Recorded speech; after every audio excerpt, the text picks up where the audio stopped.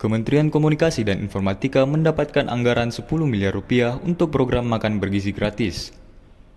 Menteri Komunikasi dan Informatika Budi Aris Setiadi menjelaskan anggaran tambahan itu digunakan untuk pengelolaan dan sosialisasi informasi mengenai program andalan Prabowo dan Gibran tersebut. Hal tersebut dikatakan Budi saat ditemui di Gedung DPR Senayan, Jakarta pada Rabu 11 September 2024. Sementara itu, dia juga menegaskan biaya 10 miliar tidaklah mahal. Lagi pula, program tersebut diperuntukkan untuk rakyat. Budi juga berujar anggaran tersebut memang akan digunakan untuk sosialisasi program.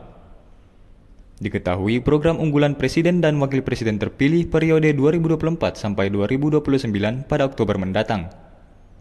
Pemerintah resmi membentuk Badan Gizi Nasional melalui Peraturan Presiden Nomor 83 Tahun 2024. Badan tersebut akan mengelola anggaran untuk dialokasikan kepada program makanan bergizi gratis.